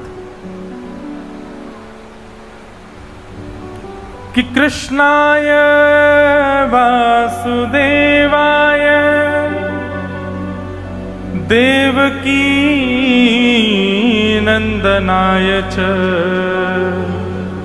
नंद गोप कुमाराय गोविंदाय नमो नमः। आप कौन हो? कृष्णाय वासुदेवाय, आप वसुदेव के पुत्र हैं, वासुदेव हैं। देवकी के नंदन हो, देवकी के लाला हो, पर नंद गोप कुमाराय, नंद बाबा के और वहां के गोप ग्वालों के आप कुमार हो, और मेरे आप गोविंद हो। गोविंदाय नमो नमः। यहां पर एक भेद है कि कुंती ने गोविंद क्यों कहा ठाकुर जी को। ये गोविंद जो भगवान का नाम है ना, ये गायों ने रखा है, गैया ने नामकरण किया भगवान का गोविंद। गौ माने गाय, विंद माने रक्षक, जो गायों का रक्षक वो गोविंद। तो ये शब्द गैया कहे तो समझ आए गोविंदाय नमो नमः। कुंती क्यों कह रही है? मानो कुंती भगवान से कह रही है कि नाथ, ये सब वैष्णव जो हैं, हम सब आपकी गैया हैं और आप हमारे ग्वारिया हो। पर ग्वारिया का स्वभाव होता है, वो सबसे ज्यादा प्रेम वृद्ध गैया से करता है। जो गैया बेचारी ना दूध देती है, ना ज्यादा चारा खाती है, बस खड़ी रहती है, चुपचाप एक कोने में बंधी रहती है। ग्वारिया पूरे दिन सबकी सेवा करता है, पर रात्रि में जाकर के उसी के पास बैठता है जो सबसे वृद्ध होती है। उसी की बेचारी कमर खुजाता रहेगा, उसी के गले पे ऐसे हाथ फेरता रहेगा, उसी को गले लगा लेगा। क्यों? वृद्ध वयोवृद्ध बेचारी, अब कुछ करती धरती तो है नहीं। तो मानो कुंती भगवान से कह रही हो कि ये पांडव सब आपकी गौशाला की गैया हैं, कोई बछड़ा है, कोई बछिया है, कोई युवा गैया है, पर आपकी इन पांडव रूपी गौशाला की सबसे वृद्ध गैया तो मैं ही हूं। तो मानो कुंती इस बात को प्रमाणित कर रही है कि आप सबसे ज्यादा प्रेम मुझसे करते हो। भगवान बोले आपको कैसे पता कि हम सबसे ज्यादा आपसे प्रेम करते हैं? तब कुंती कहती है कि यथा ऋषिकेश खलेन देवकी कंसेन रुद्धार्त चिरं सुचार्पितम्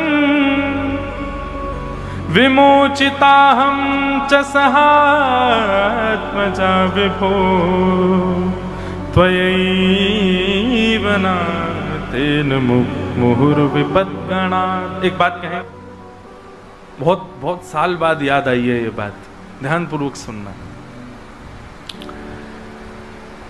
भागवत में बहुत सारी स्तुतियां हैं, पर सबसे श्रेष्ठ स्तुति अगर आप मुझसे कहो कौन सी है, तो कुंती स्तुति है। कुंती स्तुति में क्या श्रेष्ठ है?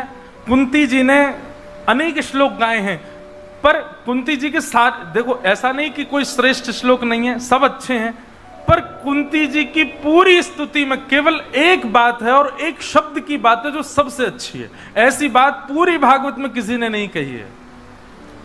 सब लोग इधर देखो, सावधानी से सुनो। ऐसा क्या कहा है कुंती ने जिसकी वजह से कुंती की स्तुति श्रीमद् भागवत की सबसे प्रथम स्तुति है?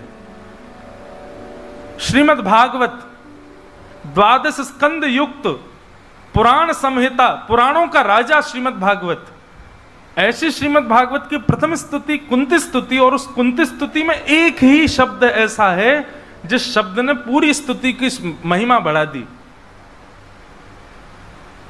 ऐसी कौन सी बात है कुंती की स्तुति की?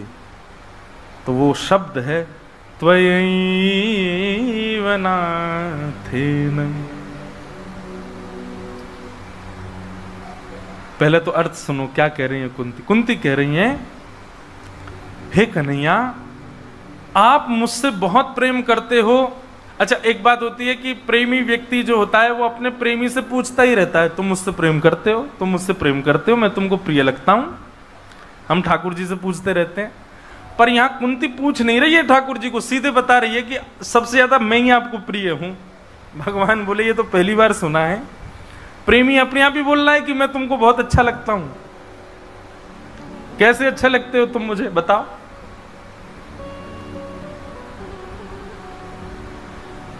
तब कुंती कहती है कि आपकी मां के, देवकी मैया के 6 बालकों की हत्या करी कंस ने, पर आपने उन बालकों की रक्षा नहीं की। और मेरे 5 पुत्रों की आप ऐसे रक्षा करते हो जैसे कि इनको एक बाल बांका ना हो जाए, इनका एक रोआ ना टूट जाए, इनका एक केशों के एक बाल भी ना उखड़ जाए। आप ऐसे इनके सामने चौड़े होकर के खड़े रहते हैं। तो मुझे तो इस बात से लगता है कि आप अपनी मैया देवकी से भी ज्यादा मुझसे प्रेम करते हो।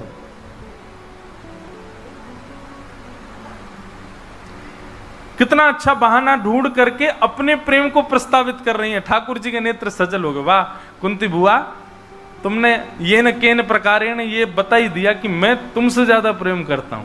बोला हाँ, आप मुझसे सबसे ज्यादा प्रेम करो, मुझसे ज्यादा किसी से नहीं करते आप।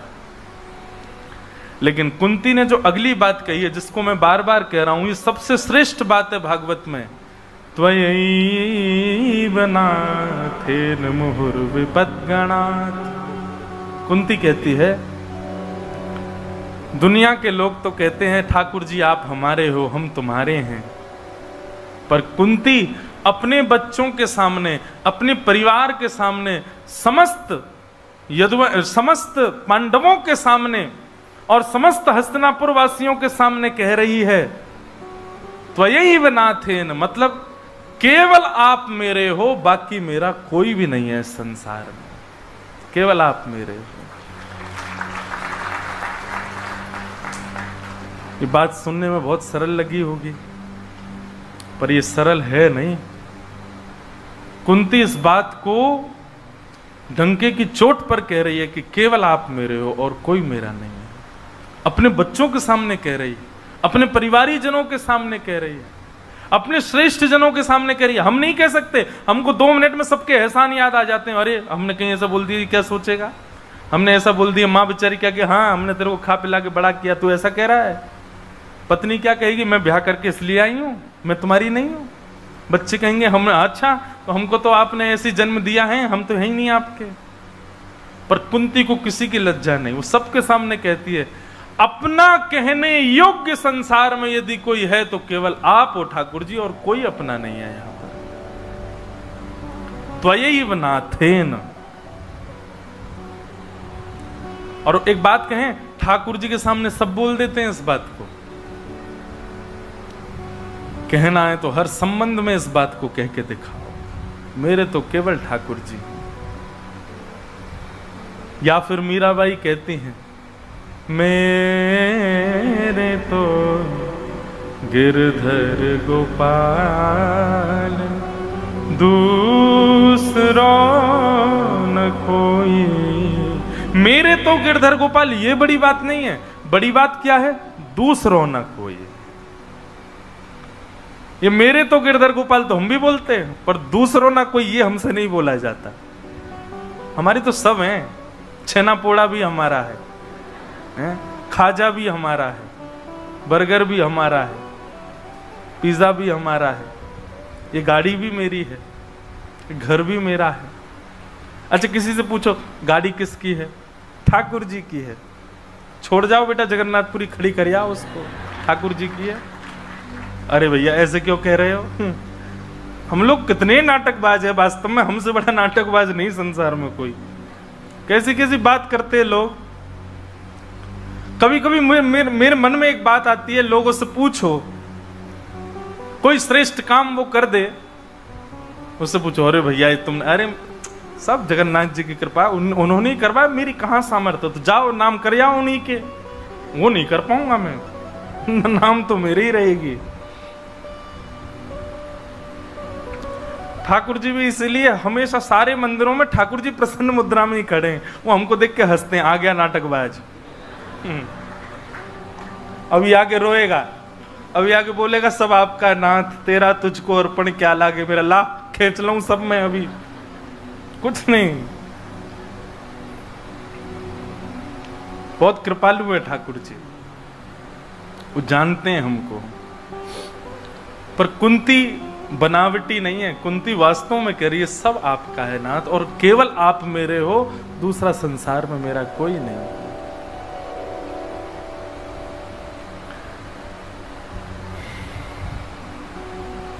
कुंती की स्तुति अद्भुत है। अगर केवल 3-4 दिन का प्रसंग हो ना, केवल कुंती स्तुति कही जाए, इतनी सुंदर है कुंती की स्तुति।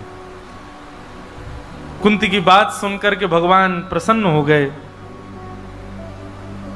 भगवान की प्रसन्नता देख करके कुंती कहती है आप प्रसन्न लग रहे हो भगवान। भगवान बोले हाँ बुआ बहुत प्रसन्न हूं, कुछ मांग लूं आपसे प्रसन्न हो। प्रसन्नता में अगर कुछ भी मांगो तो दे देता है व्यक्ति।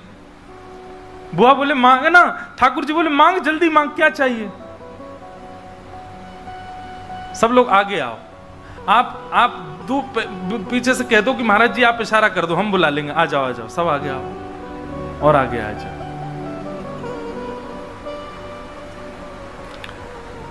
सब लोग खिसक आओ।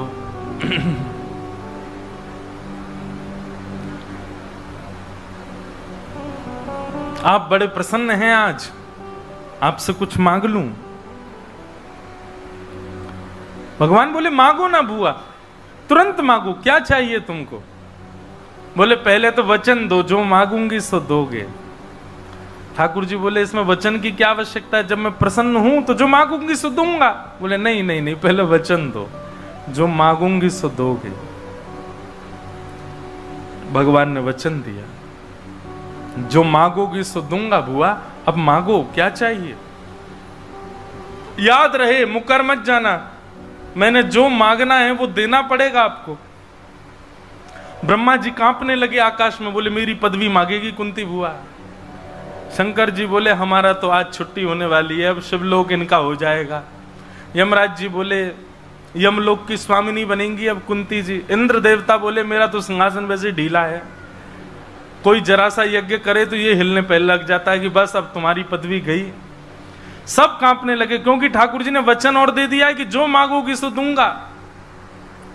कुंती ने अपनी झोली फैलाई और फैला करके भगवान से कह रही है, विपदा संतु न सस्वत तत्र तत्र जगद्गुरो भवतो दर्शनम यत्स्यात् अपुनः भव दर्शनम।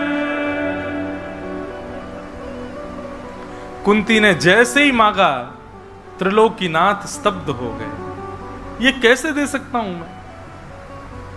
कुंती कहती है संसार में जितनी भी विपत्तियां हैं, जितने भी कष्ट हैं, जितने भी दुख हैं, सब इस कुंती के जीवन में आ जाएं, ऐसी कृपा कर दो नाथ। मैं बहुत दुखी हो जाऊं, मैं इतनी कष्ट में आ जाऊं कि मेरे जीवन में एक क्षण के लिए भी सुख ना रहे, मैं बस कष्ट में व्याकुल में पड़ी रहूं। ठाकुर जी बोले बुआ क्या मांग रही हो आप? कोई कष्ट कैसे मांग सकता है? और वो भी वह व्यक्ति जिसने जीवन में कभी सुख नहीं देखा। महाभारत में 3 क ऐसे हैं, क शब्द से नाम शुरू होता है उनका। 3 क शब्द से प्रारंभ होने वाले व्यक्ति ऐसे हैं जिनके जीवन में बिल्कुल सुख नहीं है। यदि अपना दुख कभी बहुत ज्यादा लग रहा हो तो इन 3 क को उठा करके देख लीजिएगा।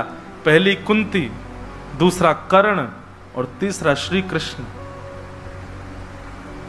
अगर आपको अपने कष्ट बहुत ज्यादा लगते हैं तो कभी ठाकुर जी का जीवन चरित्र भी पढ़िए। जन्म कहां हुआ? जहां बंधी बांधे जाते हैं, जेल।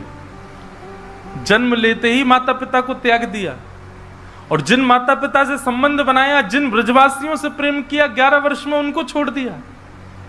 और उनके बाद वास्तविक परिवार के पास गए जिसको वो स्वीकार ही नहीं कर पा रहे थे। और जैसे तैसे उस परिवार के प्रति भी प्रेम प्रकट हुआ, मथुरा पर चढ़ाई हो गई। और इतने बीच में भी मथुरा कंस वध के बाद और मथुरा में चैन से रहने तक के बीच में भी भगवान सांदीपनि गुरुकुल पढ़ने गए थे। बेचारे आकर के मथुरा में बैठे ही थे, सांस ले रहे थे कि अब थोड़ा आराम करेंगे, तो पता चला कि जरासंध ने युद्ध कर दिया, छेड़ दिया। 17 बार जरासंध को हराया। 18वीं बार जरासंध ब्राह्मणों की सेना लेकर के आ गया, जिसको भगवान मार ही नहीं सकते। भगवान कह रहे हैं भाई ब्राह्मण गौ संत सेवा, इनकी तो ये तो मेरी सेवा के अधिकार, इनको कैसे मारूं मैं? वहां जरासंध से युद्ध करने के लिए ठाकुर जी चिंता कर रहे हैं, अब क्या करूं? तभी पता चला मथुरा पर काल यवन ने चढ़ाई कर दी। 2 राक्षसों ने एक साथ चढ़ाई कर दी। तो भगवान रण छोड़ करके भागे। पूरी दुनिया ने उस समय पर ठाकुर जी नाम किया, रण छोड़ कह करके पुकारा। बीच समुद्र में जाकर के रहने लगे, भाग दौड़ करते हुए, और सांस भी नहीं ले पा रहे। 16,108 ब्याह किए, लोगों के तानों के बीच में रहते। महाभारत युद्ध छिड़ गया। महाभारत युद्ध के लिए लड़ने के लिए यहां पांडवों की सहायता के लिए आए, और उसमें भी बर्बरीक जी ने जब ये बात कह दी कि महाभारत युद्ध के सबसे बड़े योद्धा तो श्री कृष्ण हैं, तो जिन पांडवों के लिए भगवान एक पैर से खड़े रहे वही पांडव हंसने लगे। वो बर्बरीक जी से कहते हैं आप किसको योद्धा बता रहे हो जिसने शस्त्र भी नहीं उठाया हाथ में? ठाकुर जी की सत्ता पर कितना संशय किया गया हमेशा। राजसूय यज्ञ में अग्र पूजा भगवान श्री कृष्ण की हो, यह बात सुनते ही शिशुपाल ने गालियां देना शुरू कर दिया भरी सभा में, और वो छोटी मोटी सभा नहीं थी, तीनों लोक के महास्वामी बैठे हैं, तीनों लोक के देवी देवता बैठे हैं, उनके बीच में गाली देना शुरू किया। हमको कोई 4 लोगों के बीच में गलत कहते हम सह पाते हैं? ठाकुर जी सहते रहे। महाभारत युद्ध पूर्ण हो गया, सब हो गया, वापस लौट करके गए। भगवान के ऊपर एक सामान्य सी मणि चुराने का आरोप भी लगा भगवान श्री कृष्ण के ऊपर, और वो आरोप फिर द्वारिका के लोगों से छूट गया। भगवान की स्वयं की पत्नी सत्यभामा को संशय हो गया कि हां, मुझे भी लगता है कि द्वारिकाधीश ने ही छुपाई है।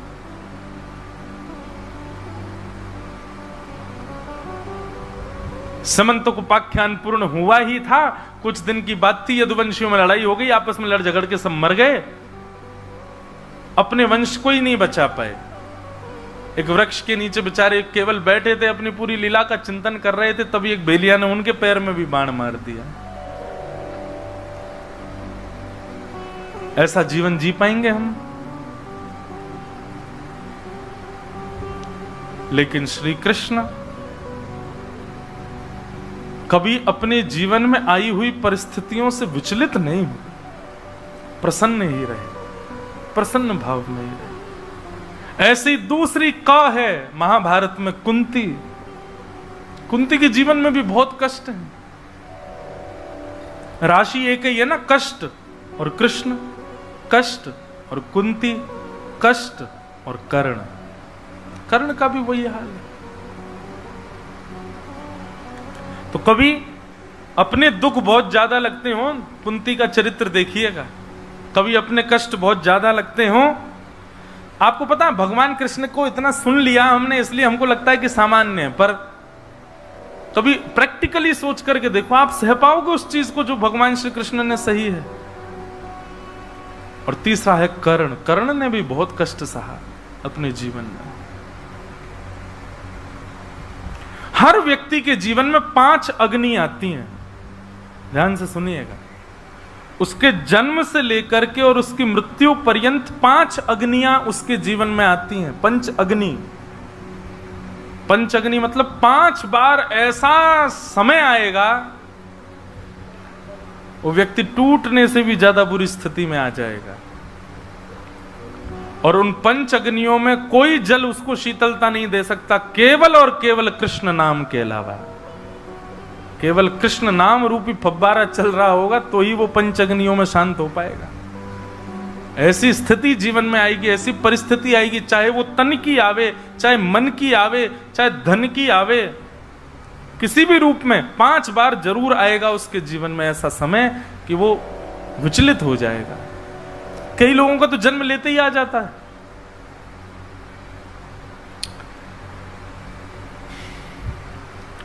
कुंती ने जब आज पुनः फैला करके भगवान से कहा कि मुझे कष्ट दे दो, भगवान बोले बुआ तुझे कष्ट भोगते भोगते तेरा पेट नहीं भर रहा, तूने आज तक सुख देखा कब है मुझे ये तो बता, और तू आज फिर से कष्ट मांग रही है मुझसे। कुंती भगवान से कहती है अच्छा कन्हैया एक बात बताओ, आपको ये बात लगती है कि आज तक मेरे जीवन में कष्ट था? बोले हाँ। और अब क्या लगता है आपको? भगवान बोले अब तो सुख का समय आया है, महाभारत युद्ध तुम्हारे पुत्र जीत गए, देखो युधिष्ठिर के सिर पर स्वर्ण मुकुट विराजमान हो गया, इतने सुख का समय आया बुआ, अब तो दुख मत मांग। बुआ कहती है इसका मतलब कल तक मैं दुखी थी, आप ये बात मानते हो? भगवान बोले हाँ कल तक आप दुखी थी और आज मेरे जीवन में सुख आ गया है? बोले हाँ।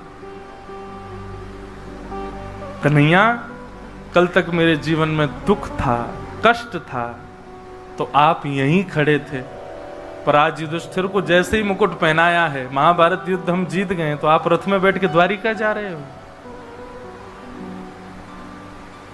मुझे नहीं चाहिए वो सुख जिसमें श्री कृष्ण मुझे छोड़ के चले जाएं। मुझे वो कष्ट, मुझे वो पीड़ा, मुझे वो दुख बहुत प्रिय लगेगा जिसमें श्री कृष्ण मेरे पास खड़े रहे, जिसमें मेरी कृष्ण की स्मृति बनी रहे, वो कष्ट मुझे चाहिए। ठाकुर जी के नेत्र सजल हो गए। वास्तव में कुंती ने कोई सांसारिक कष्ट नहीं मांगा है। कुंती ने केवल इतना कहा है कि अपने भक्त को आर्त में देखते हो नाथ, तो आप कृपा करने का मन बनाते हो, तो इसलिए मुझे वो आर्त बार बार चाहिए जैसे आपकी कृपा करने की स्थिति बनी रहे। जब आप देख लेते हैं कि अब इसके जीवन में कोई कष्ट नहीं, तो आप भी आराम में चले जाते हैं, थोड़ी देर के लिए दृष्टि हटा लेते हैं। मुझे नहीं चाहिए कि आप मुझसे दृष्टि हटाओ, आपकी दृष्टि सदा मुझ पर बनी रहे, ऐसी कृपा मुझ पर बनी रहे, उसके लिए कष्ट मेरे जीवन में बना रहे नाथ। कुंती की बात सुनकर के बंधुओं, वैष्णव के लिए सबसे बड़ा कष्ट क्या है? विपदो नैव विपदः संपदो नैव संपदः विपद विस्मरणम विष्णु संपद नारायण स्मृति। ठाकुर जी की याद बने रहना ये वैष्णव की सबसे बड़ी संपत्ति है, और ठाकुर जी को एक क्षण के लिए भी भूल जाना ये सबसे बड़ी विपत्ति है वैष्णव की। कुंती ने आज भगवान से वही विपत्ति मांग ली। ठाकुर जी ने कुंती को अपने हृदय से लगाया और कुंती के प्रेम के वशीभूत होकर के ठाकुर जी बोले, बुआ मैं तुझे वचन देता हूं, जब अपनी लीला पूर्ण करके जाऊंगा ना, केवल तुमको साथ लेके जाऊंगा। और वही हुआ। जब अर्जुन ने लौट करके आकर के पांडवों को बताया कि भगवान श्री कृष्ण अपनी लीला पूरी करके चले गए शब्द सुनते ही बाकी सब तो शोक में आए, पर कुंती के तो प्राणी निकल गए उसी समय। जैसे ही पता चला कि श्री कृष्ण अब नहीं है, श्री कृष्ण लीला पूरी करके चले गए, तो कुंती भी भगवान के साथ ही गई।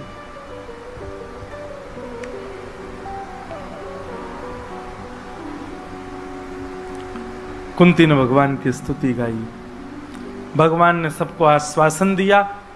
अब दूसरी बार भगवान रथ में आरूढ़ हुए द्वारिका निकलने के लिए।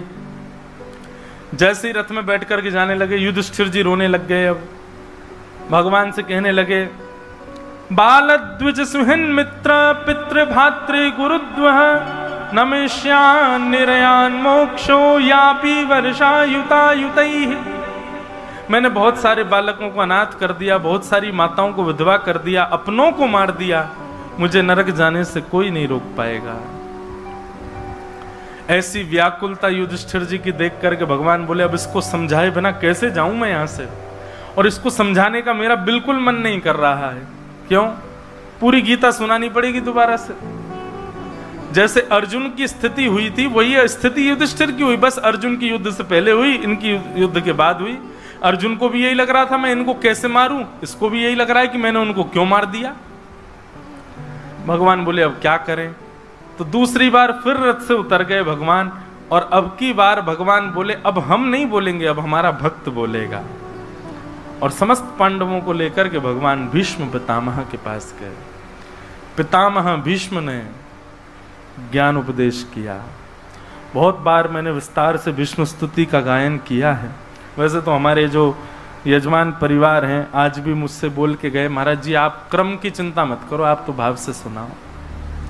यदि मैं क्रम की चिंता नहीं करूं तो फिर आपके पीले पीले वस्त्र ऐसे ही रह जाएंगे, आज कृष्ण जन्म तो हो नहीं पाएगा। लेकिन फिर भी मैं चिंता नहीं करूंगा, मैं कथा अपने भाव से करूंगा। जहां लगेगा कि अब कृष्ण जन्म होना चाहिए तो वहां हम सूची पढ़ देंगे, फिर जल्दी जल्दी कह के और कृष्ण जन्म करेंगे। पर भीष्म स्तुति मैंने कई बार विस्तार से कही है, इसलिए इनको हम विराम दे देते हैं। भीष्म पितामह ने भगवान की स्तुति गाई। स्तुति गाने के पश्चात परीक्षित का फिर बाद में जन्म हुआ। परीक्षित के ऊपर कैसे कैसे अनुग्रह हुए वो सब बताए गए। और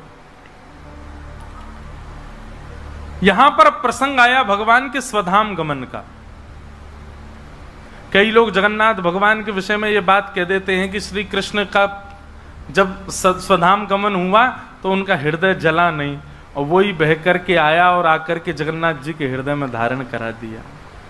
मैं इस बात का बहुत खंडन करता हूं भैया, ये बात सत्य नहीं है। आप इस बात को कैसे कह सकते हैं कि भगवान श्री कृष्ण को जला दिया गया?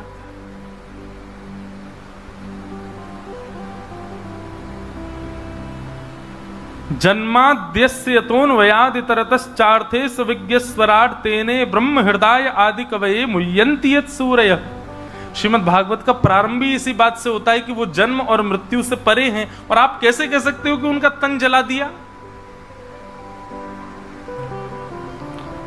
अब किसी ने मुझसे प्रश्न किया कि आपको इस बात पर संशय है कि जगन्नाथ जी के अंदर कृष्ण का हृदय नहीं है? मैंने कहा बिल्कुल नहीं है, लेकिन केवल जगन्नाथ जी के हृदय में ठाकुर जी का हृदय, इस बात पर मुझे, राधारमण जी में भी वही हृदय है, बिहारी जी में भी वही हृदय है, और भाई इस बात पर प्रश्न ही क्यों उठ रहा है कि जगन्नाथ जी में उनका हृदय रखा है?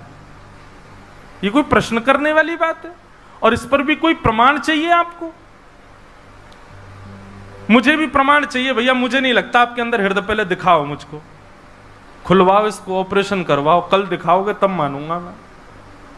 मुझे, अरे आप सब डेड बॉडी बैठे हो मेरे सामने, जीवित हो ही नहीं, मैं मान ही नहीं सकता, प्रमाण दो। ये भी कोई बात है?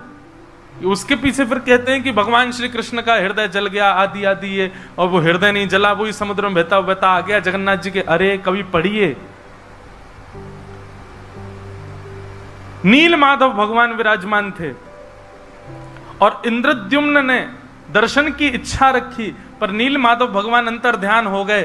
तब इंद्रद्युम्न को भगवान ने आदेश दिया कि तुम हमारा निर्माण करवाओ, हम तुम्हारे यहां श्री जगन्नाथ वेश में विराजमान होंगे। पूरी विस्तार की कथा है।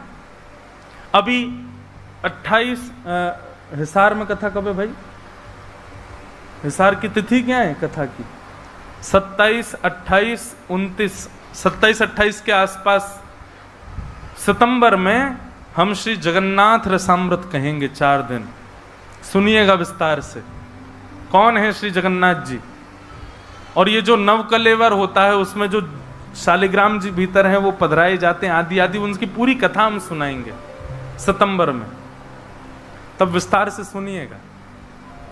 पर इस बात को कदापि अस्वीकार कीजिए कि भगवान जला दिए गए, उनका हृदय नहीं जला, वो ले आए गए। गीता में भगवान कहते हैं कि मेरे शरीर को पंचभूत में मिला हुआ समझने वाले और अग्नि तत्व से जलाने वाले, जलने वाला समझने वाले कि मेरा तत्व ऐसा है, वो व्यक्ति तो अपवित्र है, उसको देखने वाला भी अपवित्र हो जाता है।